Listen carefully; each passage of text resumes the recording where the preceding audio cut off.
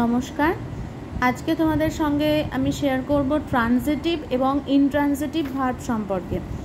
দেখো, লাস্ট দিন আমরা পড়েছিলাম ভার্ব দু রকমের, একটা অক্সিলারি ভার্ব, একটা প্রিন্সিপাল ভার্ব। আজকে পড়ব ভার্ব আরও দু রকমের হয়, সেটা হলো ট্রানজিটিভ ভার্ব আর ইনট্রানজিটিভ ভার্ব। যে প্রিন্সিপাল ভার্ব সম্পর্কে আমরা পড়েছি, সেই প্রিন্সিপাল ভার্ব দু রকমের হয়। দেখো, principal verbs are of two types: transitive verb বা সকর্মক্রিয়া এবং ইনট্রানজিটিভ ভার্ব বা অকর্মক্রিয়া। A verb is transitive if the action does not stop with the agent but passes from the agent to something else.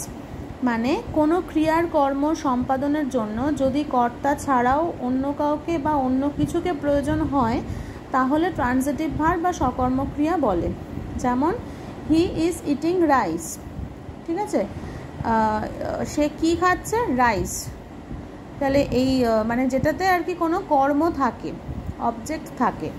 দেখো, rice এখানে object, কি খাচ্ছে যখন কি দিয়ে প্রশ্ন করলে উত্তর পাওয়া যায় ভার্বকে, তখন সেটা অবজেক্ট হয়। এবার a verb is intransitive when the action stops with the agent and does not pass from the agent to something else. কোনো ক্রিয়ার কর্ম সম্পাদনের জন্য যদি কর্তা ছাড়া আর কারোর প্রয়োজন না হয়, তাহলে তাকে ইনট্রানজিটিভ ভার্ব বা অকর্মক্রিয়া বলে। সেজন্য ট্রানজিটিভ ভার্বের অবজেক্ট বা কর্ম থাকে, কিন্তু ইনট্রানজিটিভ ভার্বের কোনো অবজেক্ট থাকে না। যেমন, দি গার্ল ইজ স্মাইলিং, মেয়েটি হাসছে। দেখো, এখানে স্মাইলিং পর্যন্তই কিন্তু সেন্টেন্সটা শেষ হয়ে যাচ্ছে, এরপরে আর কিছু নেই।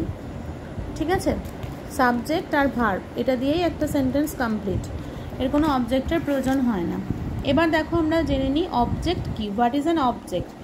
If we ask a verb hmm or what, the answer we get is an object. যদি আমরা ভার্বকে কাকে বা কি দিয়ে প্রশ্ন করি, সেই প্রশ্নের যে উত্তরটা আমরা পাই তাকেই বলে object.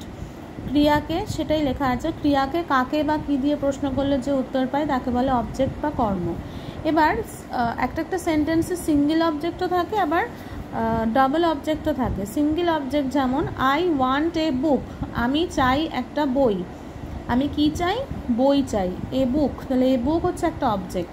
He got a letter, সে একটা লেটার পেলো। কি পেলো? এ লেটার পেলো। এবার ডবল অবজেক্ট দেখো, his father gave me a book, তার বাবা দিল আমাকে একটি বই। এখানে কাকে দিল? আমাকে। কি দিল? একটা বই। তাহলে কাকে হচ্ছে ইনডিরেক্ট অবজেক্ট, আর কি দিল হচ্ছে a book, direct object. Same, the teacher asked him a question, এখানে হিম হলো ইনডিরেক্ট অবজেক্ট আর এ কোয়েশ্চেন হচ্ছে ডিরেক্ট অবজেক্ট। আশা করি তোমরা বুঝতে পারলে। তাহলে আজকের মতো টাটা।